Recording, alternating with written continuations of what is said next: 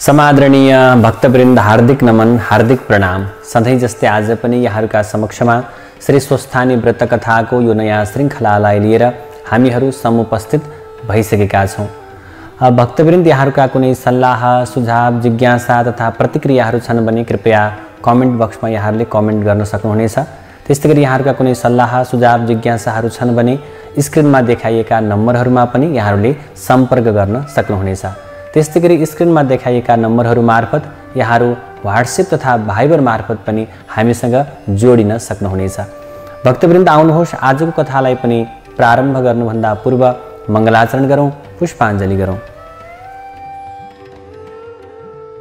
ओम यं ब्रह्मा वरुणेन्द्र रुद्रमरुतः स्तुन्वन्ति दिव्यैः स्तवैर् वेदैः साङ्गपदक्रमोपनिषदैर्गायन्ति यं सामगाः ध्यानावस्थिततद्गतेन मनसा पश्यन्ति यं योगिनो यस्यान्तं न विदुः सुरासुरगणा देवाय तस्मै नमः।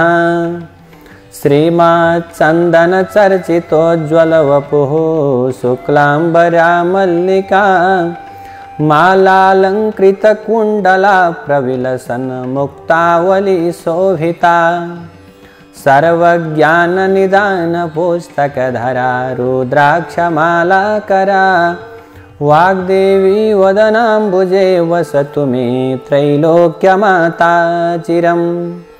मूकं करोति वाचालं पङ्गुं लङ्घयते गिरिं यत्कृपातमहं वन्दे परमानन्दमाधवं। नमो भगवते तस्मै व्यासायामित तेजसे यस्य प्रसादाद् वक्ष्यामि नारायणकथामिमां। नारायणं नमस्कृत्य नरं चैव नरोत्तमं देवीं सरस्वतीं व्यासं ततो जयमुदीरयेत्। श्री स्वस्थानी परमेश्वर्यै नमो नमः।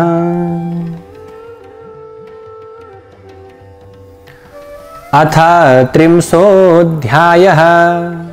श्री स्वस्थानी व्रत कथाको 30औं अध्यायमा कुमारजीले अब यसरी बताउँदै जानुभएको छ अगस्त्य नाम गरेका मुनिलाई। अब अगस्त्य नाम गरेका मुनिले कुमारजीलाई भन्नुहुन्छ, हे कुमारजी, हजुरका मुखारविन्दबाट हिजो मैले सुलोचनाको सकल वृत्तान्त भलिभाँति श्रवण गरेँ। उनी जन्मैदेखि पुण्यात्मा थिइन्। हुन सक्छ उनी उनको पहिलेका जन्महरूदेखि नै नारायण भगवानको तपस्या गर्दै आएकी हुँदी हुन्। पूर्वजुनीहरूको अभ्यासको संस्कारले नै यस जन्ममा पनि नारायण भगवानको तपस्यामा तल्लीन हुन सकेकी होलिन्।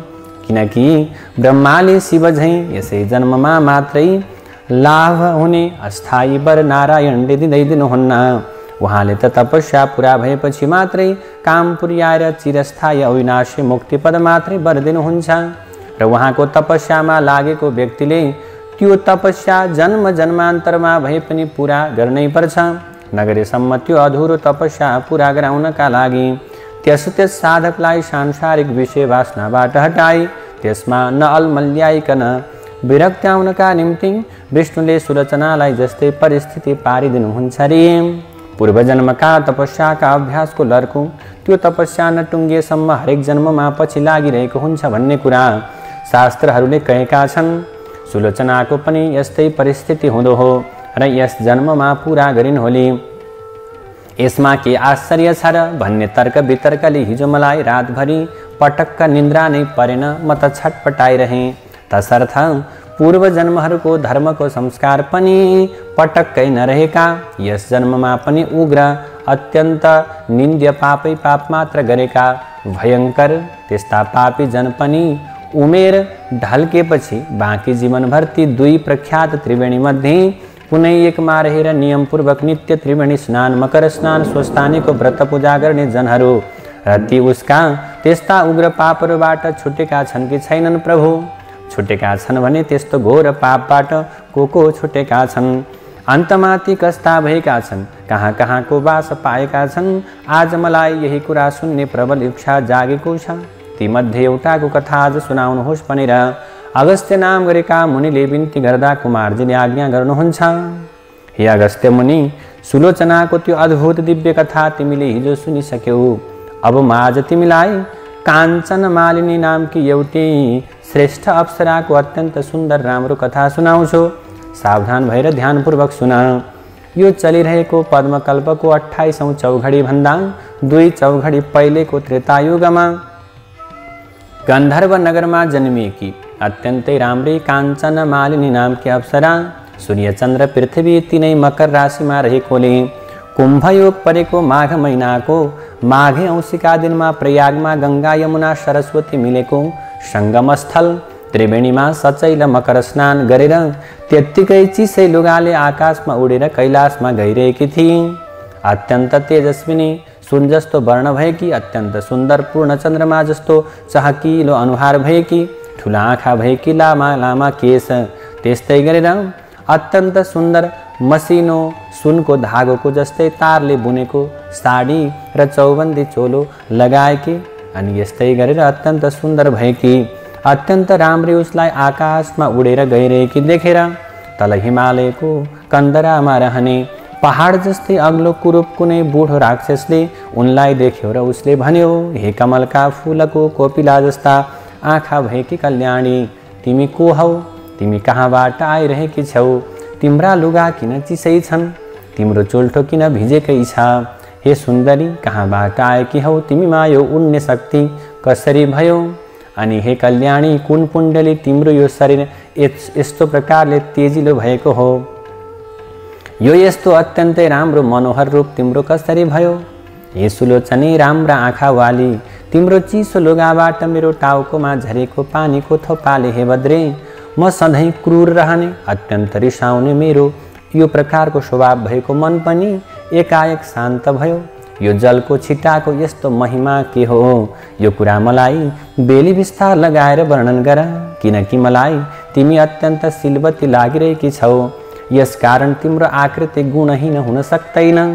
त्यस राक्षसको यस्तो कुरा सुनेपछि आफ्नो उडान रोकेर त्यो अप्सरा काञ्चन मालिनीले भन्न थाले। अब काञ्चन मालिनी नाम गरेकी अप्सराले भन्दछे, हे राक्षस सुन, म आफ्नो इच्छाअनुसार रूप धारण गर्न सक्ने काञ्चन मालिनी नाम गरेकी अप्सरा हुँ। अहिले म प्रयागबाट आइरहेकी छु। मैले प्रयागमा गङ्गा यमुना सरस्वतीको सङ्गममा नुहाएकी छु। यसै उसले मेरो केश र वस्त्र भिजेकै छ। हे राक्षस, म यतिखेर पर्वतहरूमा अत्यन्त उत्तम कैलाश नाम गरेको पर्वततर्फ गइरहेकी छु। वहाँ सुर असुर अर्थात् देव दानवले भक्तिपूर्वक पूजा गरिने पार्वतीका पति महादेव रहनुहुन्छ। हे राक्षस, प्रयागको त्रिवेणीको जलको प्रभावले आज तेरो दुष्टता हटेको हो। जुन गङ्गा यमुना सरस्वतीको सङ्गम स्थल प्रयागको त्रिवेणीमा धेरै वर्ष मकर स्नान गरेको पुण्यको प्रभावले म यतिखेर सुमेधा नामका गन्धर्वकी अत्यन्त सुन्दरी छोरी भएकी छु। अब म त्यो सबै कुरा तिमीलाई बेली विस्तार लगाएर कहन्छु, तिमी मन लगाएर सुन। यस पद्मकल्पको 26औं चौघडीको त्रेतायुगमा म अजनाभ देश अर्थात् अचेलको भारतवर्षमा रहेको कलिङ्ग देशको कलिङ्गाधिपति अर्थात् कलिङ्गको अधिपति राजाकी परी जस्ती सुन्दरी एउटी यवनीबाट जन्मेकी हुनाले रूप र सुन्दरताले शोभिएकी अनि आफ्ना सुन्दरताका मदले घमण्डिएकी परम सुन्दरी नामकी एउटी वेश्या थिइन्, गणिका थिइन्। त्यस कलिङ्ग नगरमा त्यतिखेर म अरू समस्त प्रकारका गणिकाहरूको शिरोमणि अर्थात् अग्रणी थिएँ। हे राक्षस, त्यस जन्ममा मैले आफ्नो इच्छा अनुसारका सारा भोगहरू भोगेँ। मैले आफ्नो खराब कर्मले गर्दा त्यो नगरलाई नै दूषित गरेकी थिएँ। त्यसरी मैले आफ्नो त्यो कर्मबाट के गरेँ? धेरै प्रकारको सम्पत्ति कमाएँ, धेरै सम्पत्ति जुटाएकी थिएँ। हे राक्षस, त्यतिखेर म आफ्नो घरमा कति सुन र कति रत्न छ त्यो खराब कर्म गरेर कति सुन कमाएँ त्यसको अन्त मैले जान्दिन थिएँ, किनकि मैले त्यहाँ विभिन्न प्रकारको खराब कर्म गरेर त्यहाँका समस्त प्रकारका धनाढ्य व्यक्तिहरूलाई मोहित गरेर धेरै प्रकारले सम्पत्ति थुपारेकी थिएँ। मैले आफ्ना ती विभिन्न प्रकारका कर्मले सबैको सर्वस्वलाई लुटेँ। त्यसैले त्यो अत्यन्त राम्रो पुरा नगरमा मेरो त्यस्तै प्रकारको कर्म चलिरह्यो। तर बिस्तारै बिस्तारै समय घट्दै घट्दै गइसके पछाडि अर्थात् बिस्तारै समय बित्दै गइसके पछाडि मेरो मन पनि विरक्तिँदै सोच गर्न लाग्यो। मैले कमाउन पनि छोडेँ, अर्थात् पहिले जस्तो सम्पत्ति आर्जन हुन पनि छोड्यो। र मैले भने, हे शिव, मैले यो प्रकारको समयमा न त सत्पात्रमा दान दिएँ, न त मैले आफ्नो यौवनमा कुनै यज्ञ यज्ञादि हवन गरेँ, न त गराएँ, न त मैले कुनै मन्त्रको नै अनुष्ठान गरेँ, न त मैले कुनै व्रत नै नियमपूर्वक गरेँ, न त मैले धर्म अर्थ काम मोक्ष दिने भगवानको आराधना नै गरेँ, न त मैले दुर्गति नाश गर्ने दुर्गा देवीको पूजा नै गरेँ। यो तुच्छ प्रकारको 2 दिने यो प्रकारको चहल पहल र यो प्रकारको चटक मटकमा नारकीय सुख भोगको उपभोग गर्ने प्रबल लालसाले गर्दा न त सारा पाप हर्ने भगवान विष्णुको स्मरण नै गरेँ, न त भगवान विष्णुको सम्झना नै गरेँ, न त भगवान विष्णुको नाम जपेँ, न त ब्राह्मण देवहरूलाई असल असल भोजन र प्रशस्त दक्षिणाले तृप्त सन्तुष्ट नै पारेँ, न कुनै प्राणीको कल्याण हुने कार्य नै गरेँ। त्यसैले मैले अत्यन्त के गरेँ, त्यो प्रकारको उमेर छँदै यौवन उमेर छँदै धर्मको कति वास्तै नराखिकन कुनै पनि तीमध्ये एउटा पनि राम्रो पुण्य काम गरिनँ।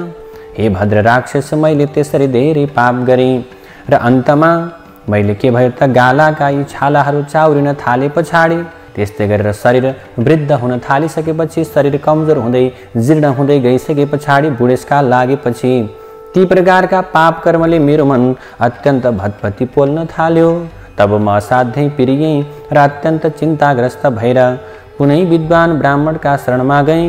ती ब्राह्मण देवता गुरुकुलमा बसेर आश्रमको नियम पालना गरेर त्यस्तै गरेर घन जटासार स्वर सहित पढ्नुपर्ने ऋग्वेद, यजुर्वेद, सामवेद, अथर्ववेद यी 4 वेदका ज्ञाता अनि 6 वेदाङ्ग शास्त्र अर्थात् पढ्दा अनुशासन सिकाउने शिक्षाशास्त्र, वेदको उच्चारण गर्न सिकाउने कल्पशास्त्र, वेदका शब्दलाई सिद्ध गर्न सिकाउने व्याकरण शास्त्र, ग्रहहरूको गतिविधि सिकाउने ज्योतिष शास्त्र, वेदका शब्दको अर्थ बताउने निरुक्त शास्त्र, वेदको लय सिकाउने छन्द शास्त्र अनि 6 दर्शन शास्त्र अर्थात् ठिक बेठिक निर्णय गर्न सिकाउने न्याय दर्शन, आत्माबारे बोध गराउने वेदान्त दर्शन, प्रकृति पुरुषबारे विवेचना गर्ने सांख्य दर्शन, कार्यलाई देखेर कारण पत्ता लगाउन सिकाउने वैशेषिक दर्शन, वेदविहित कर्म नै धर्म हो भनेर सिद्ध गर्ने पूर्व मीमांसा दर्शन, ब्रह्म नै ईश्वर हो भनेर प्रतिपादन गर्ने उत्तर मीमांसा दर्शन।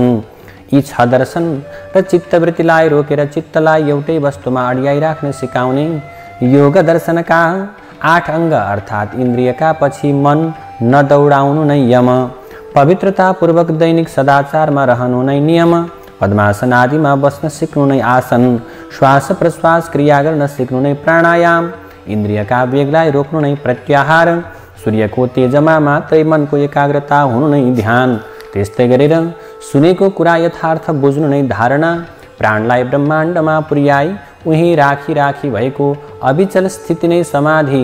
यी विद्याका ज्ञाता अर्थात् जान्ने तथा गाउँ बस्तीका विद्यालय, महाविद्यालय, विश्वविद्यालयहरूमा पढाइने व्यावहारिक 14 प्रकारका विद्या र 64 कला विद्यामा पारङ्गत अनि लघु सिद्धान्त कौमुदीको साह्रै नै उपयोगी न अत्यन्त सुन्दर प्रकारले सबैले पढ्न सक्ने त्यो खालको अर्थ लेखिदिएर संस्कृत पढ्न प्रारम्भ गरेका छात्रहरू र त्यो पढाउने गुरुहरूका श्रद्धा पात्र भएका त्यस्तै अष्टसिद्धिका ज्ञाता अर्थात् हात्तीलाई भुसुन बनाउन सक्ने शक्ति हुने अणिमा सिद्धि, भुसुनलाई हात्ती बनाउने महिमा सिद्धि, मुसोलाई हात्ती जस्तै गरौँ बनाउने गरिमा सिद्धि, हात्तीलाई मुसो जस्तै हलुङ्गो बनाउने लघिमा सिद्धि, त्यस्तै गरेर नपाइने वस्तु पाउन सक्ने प्राप्ति सिद्धि, थोरैलाई धेरै बनाउन सक्ने त्यो प्राकाम्य सिद्धि, त्यस्तै गरी स्वयं शासक बन्न सक्ने ईशिता सिद्धि र कसैलाई पनि वशमा गराउन सक्ने त्यो प्रकारको वशिता सिद्धिकन साधनाद्वारा साधेका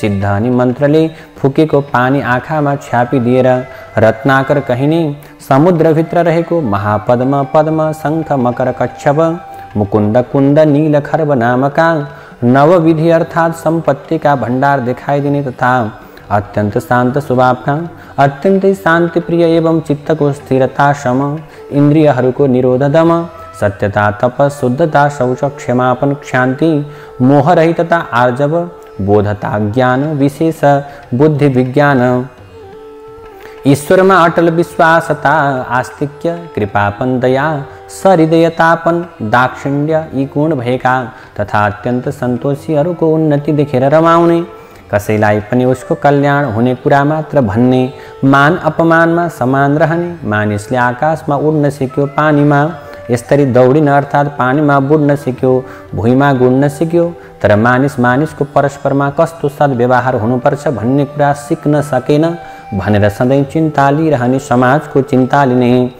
किन्तु भूमिबाट जलबाट पैदा गरिएको हुनाले भूमिपुत्र भौमासुर कहिने, जसलाई भस्मासुर पनि भन्दछन्, त्यस्तो प्रकारको जसले आफ्नै आमा पृथ्वीलाई खोक्र्याएर उसको सन्तुलनलाई बिगारेर परिणाममा विध्वंसरूपी प्रलय गराउँछ, जसको त्यो प्रकारको चहल पहलले जसको प्रभावले केही दिनको क्षणिक सुख दिलाए पनि समस्त जनताको शान्ति हित र आनन्दलाई हर्दछ, त्यस्तो दानवी भौतिक विद्यालाई पटक्कै मन नपराउने तथा 6 वेदाङ्ग अर्थात् शिक्षा, कल्प, व्याकरण, निरुक्त, ज्योतिष, छन्द अनि षड्दर्शन अर्थात् न्याय, वेदान्त, सांख्य, वैशेषिक, पूर्व मीमांसा, उत्तर मीमांसा अनि 4 वेद अर्थात् ऋग्वेद, यजुर्वेद, सामवेद, अथर्ववेद एवं योग र योगका 8 अङ्ग अर्थात् यम, नियम, आसन, प्राणायाम, प्रत्याहार, ध्यान, धारणा, समाधिका शिक्षक तथा ब्राह्मण वर्गले सिद्ध पारेका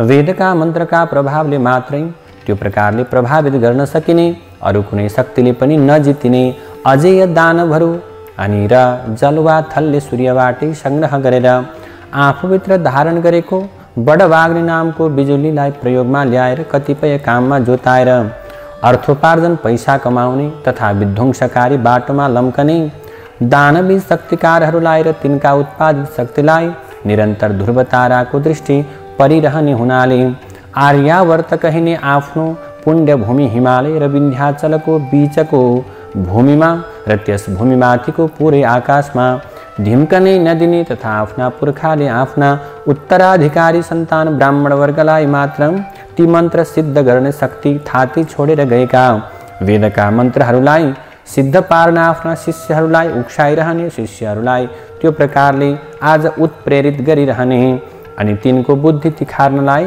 गायत्री जपको महिमा बताइरहने, फेरि पृथ्वी, जल, तेज, वायु, आकाशको सामूहिक शक्ति समूह नै ब्रह्मा हो भनेर जानी राख्नका निम्ति सधैँ पाञ्चायनको पूजा गर्न लगाउने। सूर्य उत्तरायण हुँदा 108 मिनेट दिन बढ्छ र सुमेरुमा पुगेर 2-4 दिन उसलाई परिक्रमा गरेर सूर्य दक्षिणायन हुँदा 108 मिनेट नै दिनमान घट्दछ भन्ने स्मृति बोधका लागि 108 दानाको रुद्राक्षको वा अरू कुनै मालामा गायत्री जप गर्न लगाउने।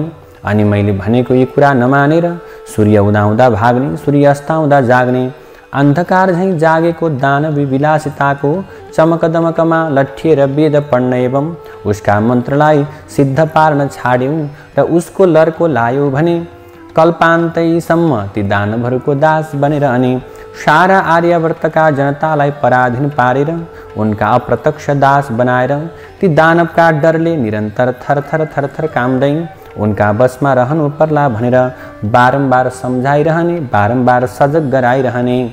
यदि तिमीहरूले आफ्नो ब्राह्मणत्वको त्रिकालदर्शी जगतैक पाउने भन्ने त्यो शक्तिलाई थामिराख्न सक्यौ भने कुनै पनि अरू शक्तिले तिमीहरूलाई कुनै पनि प्रकारले प्रभावित गर्न सक्दैन, असर गर्न सक्दैन। न त शोषकहरूले शोषण नै गर्न सक्छन्, न त शोषण गर्ने आवश्यकता नै पर्छ। बाहिरी प्रबल शक्तिको डर नभएपछि शासकहरू पनि ढुक्कसँग शासन गर्छन्। बाबु हो, जबसम्म ब्राह्मण वर्गले आफ्नो धर्म छाड्दछ तब देश के हुन्छ, तहस नहस हुन्छ। जबसम्म ब्राह्मण वर्गले आफ्नो धर्मलाई थामी राख्दछन् तबसम्म देशमा सुख शान्ति बनिरहन्छ।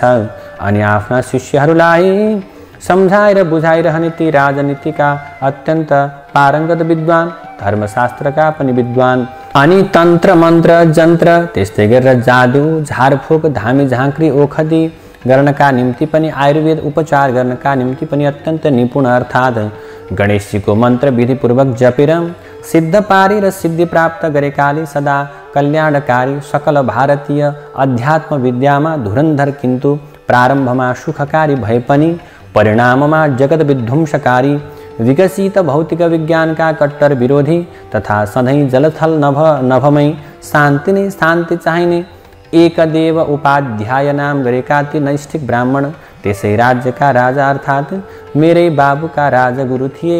हे राक्षस, मैले उनै ब्राह्मणलाई श्रद्धा र भक्तिका साथमा उनका पाउमा फलफुल दक्षिणा चढाएर निकै बेर ढोगेँ र उनले इसाराले देखाएर अनुमति दिएका आसनमा दुवै घुँडा मारेर बसेर हात जोड्दै गहभोरी आँसु डबडबाउँदै आफ्ना सारा पाप कर्मको वृत्तान्त बताएर आफ्नो पश्चाताप रूपी तडपन सुनाएर भने, हे ब्राह्मण देवता, मेरो त्यो उग्र पापको प्रायश्चित्त कसरी होला भनेर मैले सोधेँ र भने, हे द्विज श्रेष्ठ, त्यो पापबाट म कसरी सद्गतिमा प्राप्त हुन सक्छु त?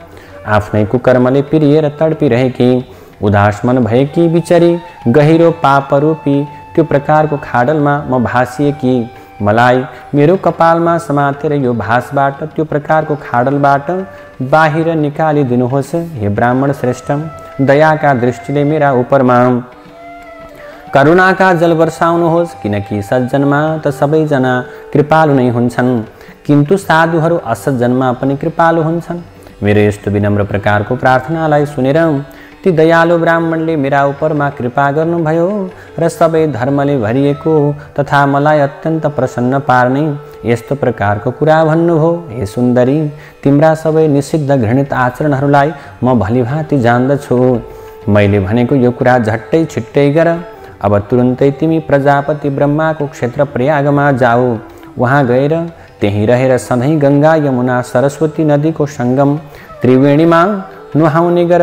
विशेष गरेर मकर राशिमा सूर्य रहेको बेला त्रिकाल स्नान गर्ने गर।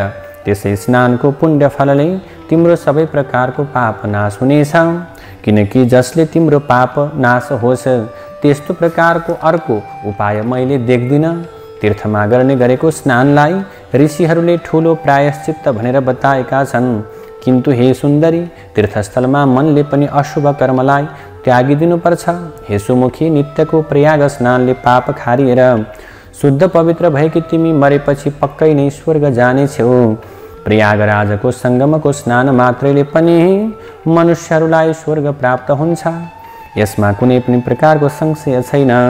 त्यसैले प्रयागराज तीर्थमा गरिएको पापलाई छोडेर अरू ठाउँमा गरिएको सारा पाप प्रयागको त्रिवेणीमा नुहाउनाले तुरुन्तै त्यसै क्षणमा नै बिलाउँछ, अर्थात् नाश भएर जान्छ। हे सुन्दरी, यसबारेमा एउटा अचम्मको उपाख्यान सुन भनेर ब्राह्मण देवले सुनाउनु भयो।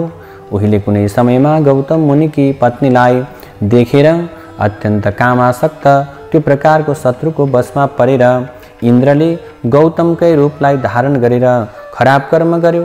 त्यसरी त्यो प्रकारको त्यो इन्द्रलाई आज के भयो त भने त्यो स्त्रीकै सामान्य त्यस उग्र पापले उति नै खेर फल दिलायो। तब त्यस स्त्रीका पतिको श्रापले शक्तिले त्यो प्रकारको श्रापको शक्तिले इन्द्रको शरीरमा 1000 योनिले चिन्हित भएको कुरूप भयो, निन्दित भयो, लाज मर्नुको हुँदो भयो।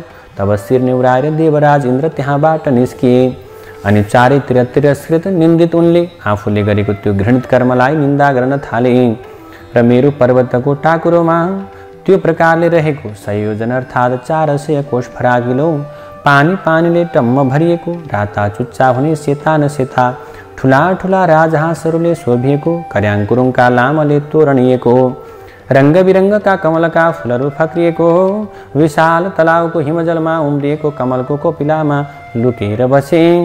त्यसै कमलमा बसेर आफूलाई तथा आफ्नै शरीरमा रहेको महान शत्रु त्यो प्रकारको कामदेवलाई निन्दा गर्न थाले, जुन कामदेवले गर्दा जस्ता प्रकारका ठुला जनहरू पनि लोकमा निन्दित भएर आखिरमा नरकमा जाकिन्छन्।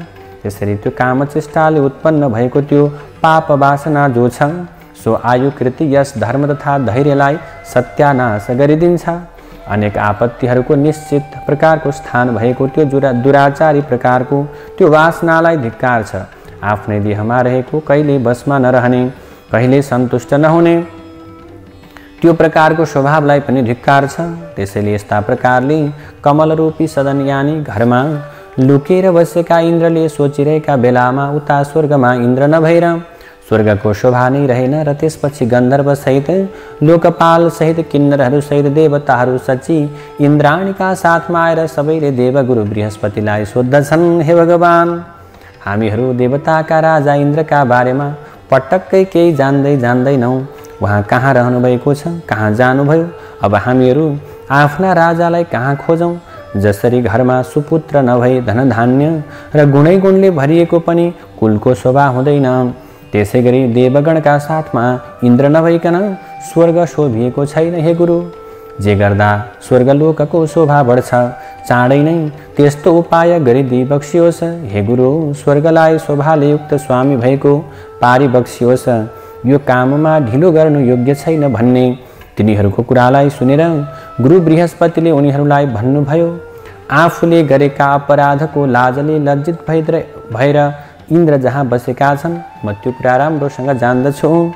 बेविचारले सहसा गरेका कामको फल अहिले इन्द्रले भोगिरहेका छन्। जो जनले नीतिको त्याग गर्दछन् ती जनले ठुला ठुला दुःखको भोग गर्नु पर्दछ, ठुला ठुला दुःख भोग्नु पर्दछ। आश्चर्य छ कि राज्यको मदले उन्मत्त भएको पुरुष गर्ने नगर्ने कामको विचारै गर्दैन। आफूलाई नै नाश गर्नेवाला अनेक प्रत्यक्ष वा अप्रत्यक्ष निन्दित काम गर्दछन्। दुर्भाग्यले बुद्धि मासिएका मूर्खहरू मात्रै यस्तो निन्दित काम गर्दछन्, जुन अपराध गर्नाले यहाँ पनि वहाँ पनि जन्म निष्फल हुन्छ। हे सुरगण हो, अब हामी त्यहाँ जाउँ जहाँ ती इन्द्र लुकेर बसेका छन्। गुरु बृहस्पतिले यस्तो भनेपछि बृहस्पतिलाई नै अगाडि लगाएर गएका सबै देवताहरू त्यस आश्रमबाट निक्लेर उस तलाउमा पुगेपछि त्यो फराक सरोवरमा, ठुलो सरोवरमा सुन जस्ता सुन्दर कमलको वन देखे अनि डिलमा उभिएर जस्तो प्रार्थना गर्दा इन्द्रलाई विश्वास पर्छ त्यस्तै त्यस्तै प्रकारको प्रार्थना गरे। तब गुरुको बुझाइले इन्द्र कमल कोशबाट बाहिर निस्के। त्यतिखेर उनको मुख लाजले अत्यन्त निन्याउरो मलिन भएको थियो, शरीर पनि अत्यन्त विरूप भएको थियो। उनका आँखा निहुरेका थिए अनि इन्द्रले आफूभन्दा जेठा गुरुको दुवै पाउलाई पक्रेर इन्द्रले, हे गुरु, मलाई रक्षा गर्नुहोस्, यो पापको नाश हुने अर्थात् यो पापबाट पार पाउने उपाय बताइदिई बक्सियोस् भनेर बिन्ती गरे। तब देवराज इन्द्रको यस्तो विनम्र प्रकारको वचनलाई सुनेर गुरु ब्राह्मण बृहस्पतिले भन्नुभयो, हे देवेन्द्र, यो पापको नाश हुने उपाय म बताउँछु सुन। यदि प्रयागमा गएर गंगा यमुना सरस्वतीको संगम स्थल त्रिवेणीमा तिमीले 108 डुबुल्की मारेर माघे औँसीका दिन यसरी नुहायौ भने मात्रै पनि त्यसै क्षणमा तुरुन्तै यो पापबाट तिमी छुट्दछौ।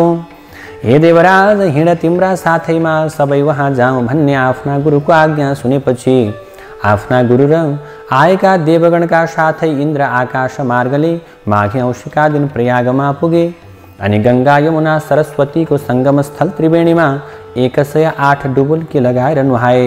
तब तुरुन्तै उनी आफ्ना पापहरूबाट मुक्त भए अर्थात् छुटे अनि अत्यन्त प्रसन्न भएका देवगुरुले उनलाई वर दिनुभयो, हे निष्पाप इन्द्र, प्रयागमा कुम्भ स्नान मात्र गर्नाले तिम्रो यो पाप नाश भयो। हे इन्द्र, अब सबै पाप नासिएका तिम्रा 1000 योनिका बदला मेरो कृपाले अहिले तिम्रा 1000 दिव्य दृष्टि होउन् भनेर वरदान दिनुभयो। त त्यति नै खेर ब्राह्मणका वरले सचिपति इन्द्र पनि जसरी मानसरोवर हजारौं कमलले शोभिएको छ त्यसै गरेर अरूले नदेखिने दिव्य 1000 आँखाहरूले शोभिए। त्यसपछि सबै देवताहरूले, ऋषिहरूले पूजिएका तथा गन्धर्वहरूले प्रार्थना गरिएका छँदा ती इन्द्र आफ्नो अमरावती नाम गरेको नगरीमा गए। यस्ता प्रकारले प्रयागको त्रिवेणीमा माघे औँसीमा नुहाउनाले त्यस्तो पापी इन्द्र तुरन्तै पाप सखाप भएका भए। त्यसै कारण हे कल्याणी, आफ्नो उग्र पाप नाश गर्न चाहने हे सुन्दरी, अब तिमी तुरन्तै आफ्नो समस्त पापको विनाश गर्नका लागि तथा अचल स्वर्ग वा कैलाशवास प्राप्तिका लागि त्यो देवताहरूले पनि सेवा गरिएको प्रयागको त्रिवेणीको संगममा जाऊ। र आज पौष शुक्ल एकादशी हो। आजको 5 दिनमा पौष शुक्ल पूर्णिमा आउँछ। त्यस दिनदेखि नै प्रातः क्रिया सकेर हात गोडाका नङ काटेर त्रिवेणीमा नुहाई धुवाई गरेर शुद्ध पवित्र भएर हविष्य वस्तु मात्र दिनहुँ एक छाक खाएर त्यहाँका तीर्थ पुरोहितहरूलाई सोधेर उनले भने बमोजिम, उनले गराए बमोजिम त्यो प्रकारको कर्म गरेर नियमपूर्वक त्रिवेणीमा त्रिकाल स्नान गरी सौभाग्य दिने, सौभाग्य बढाउने, पाप सखाप गराउने, स्वर्गवास दिलाउने श्री स्वस्थानी देवीको व्रत बसेर माघ शुक्ल पूर्णिमाका दिन देवीको उद्यापन पूजा सक्ने गरी उसै बीचमा नै मकर राशिमा सूर्य सरेको दिन परे माघे सङ्क्रान्तिदेखि फागुन सङ्क्रान्ति नलागेसम्मका दिनहरूमा त्रिवेणीमा माघ स्नान अर्थात् मकर स्नान श्रद्धा भक्तिपूर्वक ओम नमो भगवते वासुदेवाय यो मन्त्र जप्दै गर्ने गरत स्वस्थानी देवीको कृपाले र प्रयागको त्रिवेणीमा माघभरि मकर स्नान गरेको पुण्यले तिम्रो सारा पाप नाश हुनेछ र निष्पाप भएकी तिमीले अन्तमा सदाका लागि कैलाशवास वा स्वर्गवास प्राप्त गर्नेछौ भन्ने यस्तो त्यो इन्द्रको वृत्तान्त सहितको मङ्गलकारी वचन त्यो ब्राह्मणको मुखबाट सुनेर मैले उति नै खेर हतारिँदै उनका गोडामा ढोगेर आफ्ना सबै बन्धुजनहरूलाई दासदासीलाई पनि ऐश्वर्यशाली आफ्नो घरलाई त्यति मात्रै कहाँ हो र हे राक्षस, सकल भौतिक भोगका विषयलाई प्रत्यक्ष विषको गाँस जस्तै मानेर प्रत्यक्ष प्रकारको विष जस्तै ठानेर चटक्कै त्यागेर अनि आफ्नो शरीरलाई पनि क्षणभङ्गुर अर्थात् केही दिनपछि नै अवश्य नाश हुने भनेर त्यो प्रकारले विचार गरेर म ती ब्राह्मणको घरबाट बाहिर निस्किएँ र नरक रूपी समुद्रमा जाकिने भयङ्कर अन्तस्करणको आगाले हृदयमा भदभती पोलिएकी मैले हे राक्षस तब त्यहीँबाट सरासर प्रयागमा गएर ब्राह्मण देवताले बताए जस्तै गरेर श्री स्वस्थानी परमेश्वरीको व्रत पूजा र माघभरि नै त्रिकाल स्नान अर्थात् बिहान मध्याह्न साँझ नियमपूर्वक गङ्गा यमुना सरस्वतीको सङ्गमस्थल त्रिवेणीको जलमा श्रद्धाका साथमा पटकै पिक्षे ओम नमो भगवते वासुदेवाय जप्दै 108 डुबुल्की मारेर मकर स्नान गर्ने गरे। अब हे बुढा राक्षस, त्यस त्रिवेणीमा गरेको मकर स्नानको महिमा सुन। 3 दिन त्यहाँ लगालग मकर स्नान गरेपछि मेरो समस्त पाप नाश भयो। बाँकी 27 दिनको माघ स्नानले मलाई जो पुण्य प्राप्त भयो त्यो पुण्यले मलाई देव योनिमा जन्मायो। यतिखेर म देवी पार्वतीकी अत्यन्त प्यारी सङ्गिनी साथी भएर कैलाशमा रमाउँदै बसेकी छु। त्यसै प्रयागको मकर स्नानको प्रभावले नै मलाई यस्तो यो पूर्व जन्मको सबै कुराको सम्झना, पूर्व जन्मको जाति स्मरण ज्ञान, इच्छाअनुसारको रूप बदल्न सक्ने शक्ति, यो खेचरी यानि आकाशमा उड्ने र उहीँ अडिन सक्ने गति अनि राजगुरुमा भएको विविध प्रकारको विद्याको ज्ञान र यो कैलाशको बासको प्राप्त भएको हो। त्यसैले प्रयागको मकर स्नानको महिमा सम्झेर प्रत्येक माघमा प्रयागमा मकर स्नान गर्नका निम्ति म प्रयाग जाने गरेकी छु। अब कैलाश पुगेर पार्वतीका साथै स्वस्थानी देवीको पनि पूजा गर्छु। हे राक्षस, मैले मात्रै होइन जसले पनि मैले जस्तै गरेर त्रिवेणीकै तटमा बसेर श्री स्वस्थानी देवीको व्रत पूजा र मकर स्नान गर्ने गर्दछन् ती सबैले पनि के गर्छन्, स्वर्गलोक वा कैलाश लोकको बास पाउँछन्। यति आफ्नो पूर्व चरित्रको वृत्तान्त बखान गरेर बताएर फेरि काञ्चन मालिनीले हे राक्षस, आश्चर्यचकित भएका तिमीले मलाई जे सोध्यौ त्यो मैले तिम्रो प्रसन्नताका लागि आफ्ना घटेका समस्त घटनाहरू सुनाएँ। अब तिमी पनि मेरो प्रसन्नताका लागि आफ्नो पूर्व चरित्र बताऊ। कुन कर्मले तिमी यस्तो अत्यन्त विरूप, अत्यन्त डरलाग्दो भएर जन्मिएका हौ। दारी पनि अनि दारीजुगा धेरै बढाएका ठुला ठुला दारा भएका मान्छेको मांस खाएर रहने यो पहाडको गुफामा तिमी किन रहन्छौ भनेर तिनले सोद्धा।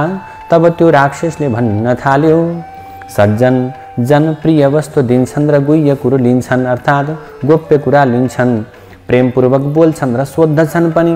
हे भद्रे, हे कल्याणी, पराईको कल्याण गर्नेवाली, ती सबै कुरा तिमीमा रहेका छन्। तिमी पनि सतजन रहेछौ। हे सुन्दरी, तिमीले मलाई निश्चय नै कृपा गर्यौ, यो कुरा म मान्दछु। हे भद्रे, हे कल्याणकारिणी, मेरो यो क्रूर कर्मको निवारण तिमीबाट नै चाँडै हुन्छ। यसकारण मैले जो स्वयं पाप गरेको छु अब त्यो सबै तिमीलाई म सुनाउँछु सुन। सज्जनलाई दुःख निवेदन गरेपछि तब सबै सुखी हुन्छन्।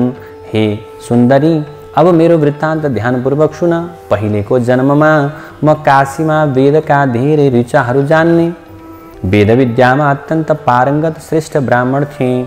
ठुलो निर्मल कुलमा मेरो जन्म भएको थियो।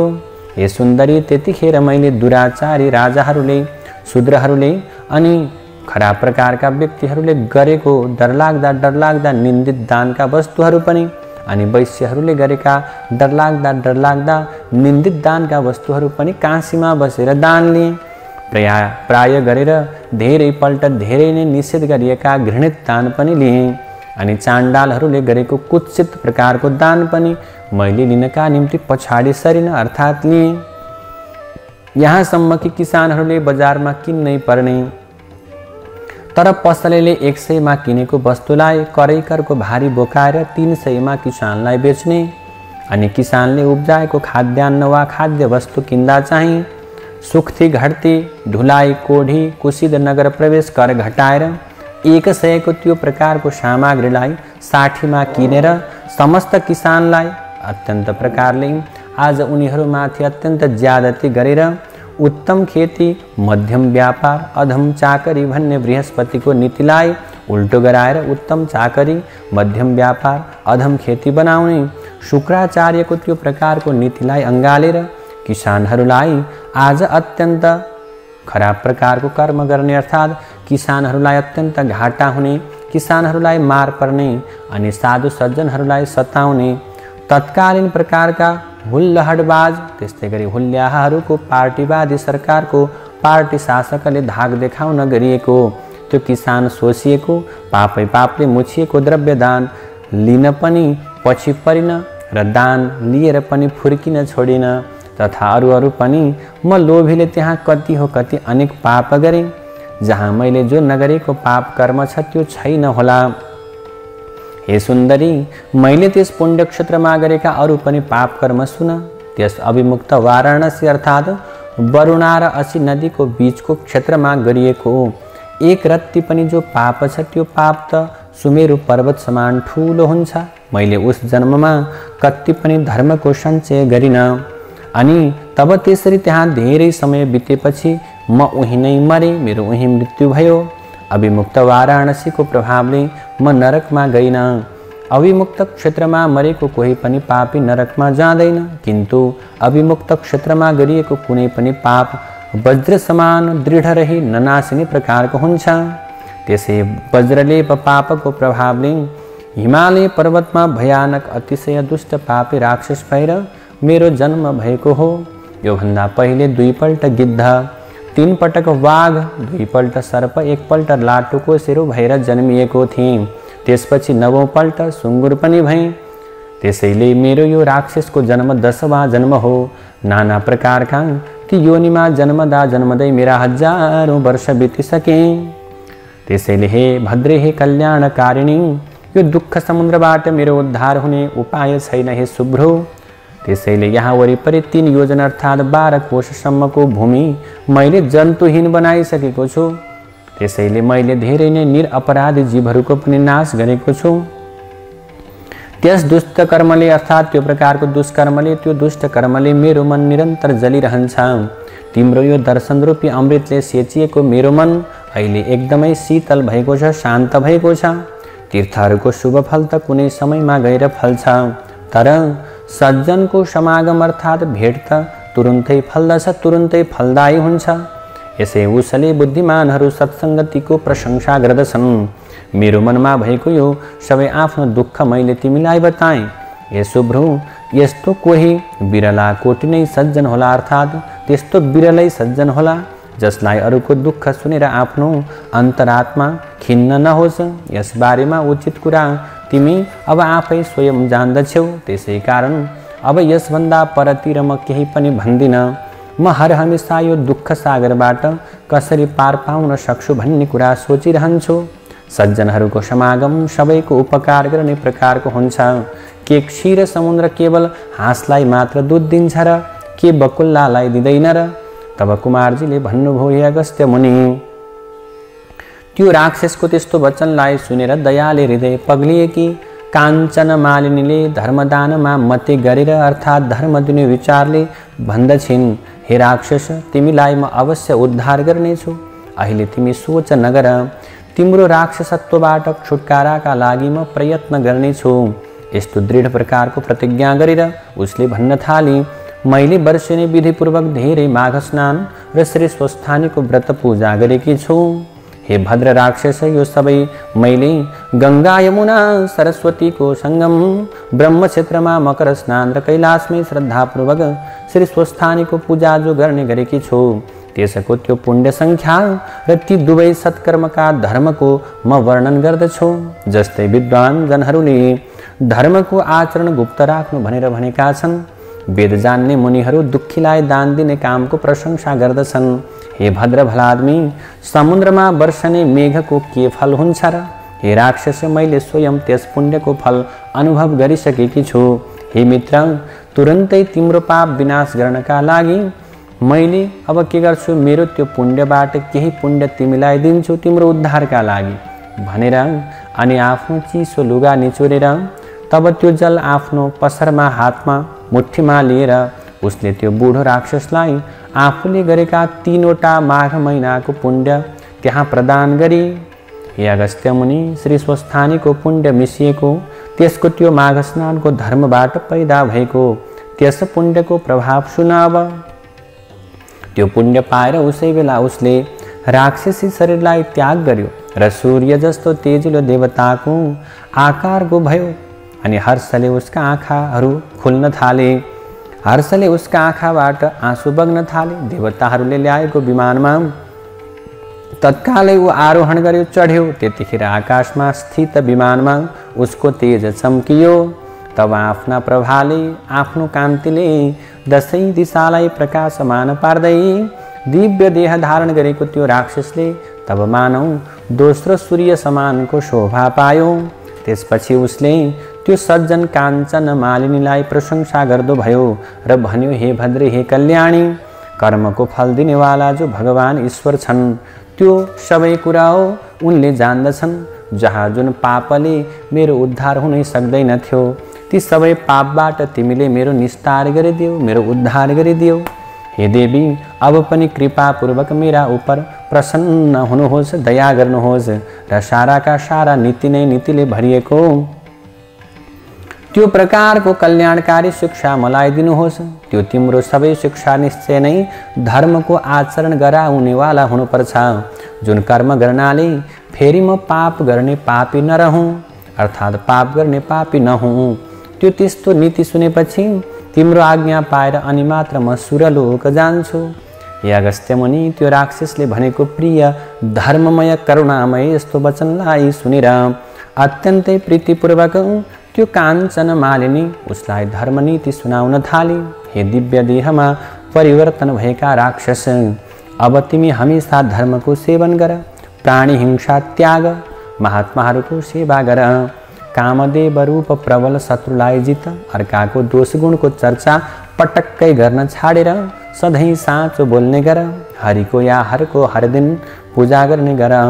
लौ अवसरासर देवलोक जाऊ, पछि मर्त्यलोकमा जन्म लिएपछि पनि हड्डी मांस रगत भरिएको यो शरीरमा आज लिप्त हुने आफ्नो बुद्धिलाई तिमीले त्याग्नु है।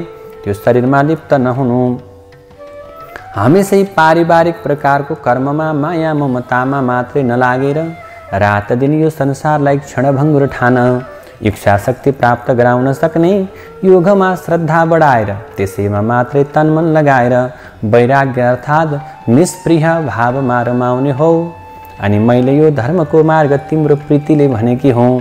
सबै कुरा मनमा राख र शील स्वभावको हौ।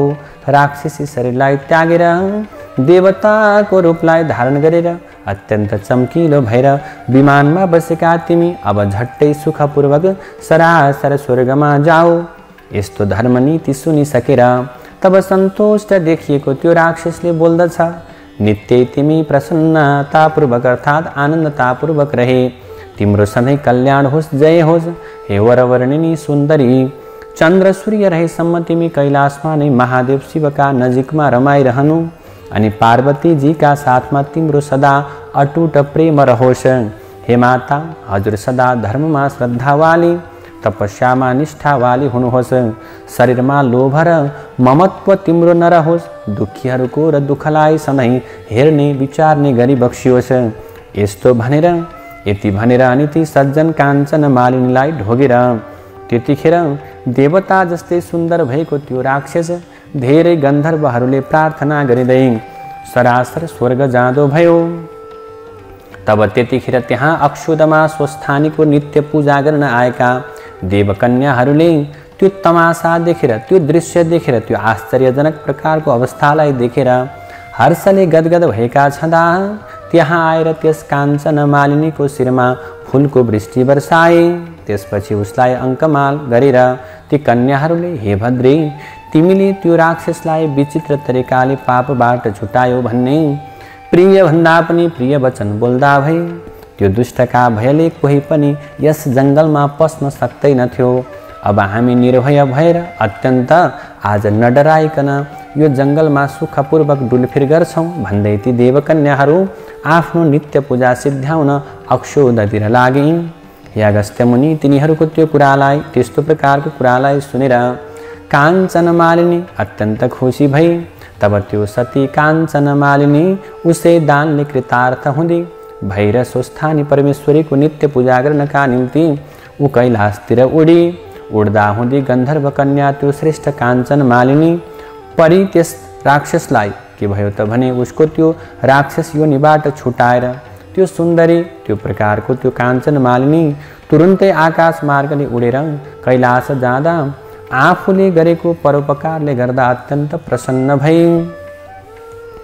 अब यसरी कुमारजीले बताउनुहुन्छ, हे अगस्त्य मुनि, जो मनुष्य त्यो प्रकारको गन्धर्व कन्या काञ्चन मालिनी र त्यो बुढो राक्षसले कहेको बताएको यो श्रेष्ठ प्रकारको सुन्दर संवाद भक्तिपूर्वक सुन्दछन् अनि त्यो प्रकारका मनुष्य सधैँ कहिल्यै पनि अधर्म गर्नतिर मन दौडाउने, आफ्ना इन्द्रिय रूप दुष्ट राक्षसहरूद्वारा बाधित अर्थात् पीडित हुँदैनन् र त्यसको बुद्धि सधैँ धर्ममा लागिरहन्छ। यसै उसले उसका परिवारलाई पनि प्रत्येक वर्ष श्री स्वस्थानीको पूजा गर्न र त्रिवेणीको मकर स्नान गर्नका निम्ति मन रमाइरहन्छ। जय जय श्री स्कंद पुराणे केदारखण्डे माघ महात्म्ये कुमारागस्त्य संवादे श्री स्वस्थानी परमेश्वर्या व्रतकथायां काञ्चन मालिनी कैलासगमनं नाम 30 नारायण हरि हरि। कथाको समापनसँगै आउनुहोस् पुनः पुष्पाञ्जलि गरौँ। हरि ओम उपनयतु मङ्गलं वः सकल जगन मङ्गलालयः श्रीमान् दिनकर किरण निबोधिता नवनलिन दल निवेक्षणः कृष्णः काले वर्षतु पर्जन्यः पृथिवी सस्यशालिनी देशोऽयं क्षोभरहितो ब्राह्मणाः सन्तु निर्भयाः अपुत्राः पुत्रिणः सन्तु पुत्रिणः सन्तु पौत्रिणः निर्धनाः सधना सन्तु जीवन्तु सरदां सतं तत्रैव गंगा यमुना च तत्र गोदावरी सिन्धु सरस्वती च तीर्थानि सर्वाणि वसन्ति तत्र यत्राच्युतोदार कथा प्रसंगः या कुन्देन्दु तुषारहारधवला या शुभ्रवस्त्रावृता या वीणावरदण्डमण्डितकरा या श्वेतपद्मासना या ब्रह्माच्युतशङ्करप्रभृतिभिर्देवैः सदा वन्दिता सा मां पातु सरस्वती भगवती निःशेषजाड्यापः कायेन वाचा मनसेन्द्रियैर्वा बुद्ध्यात्मना वा प्रकृति स्वभावात् करोमि यद्यत् सकलं परस्मै नारायणायेति समर्पयेतद् नारायणायेति समर्पयेतद्। श्री स्वस्थानी देव्यार्पणमस्तु।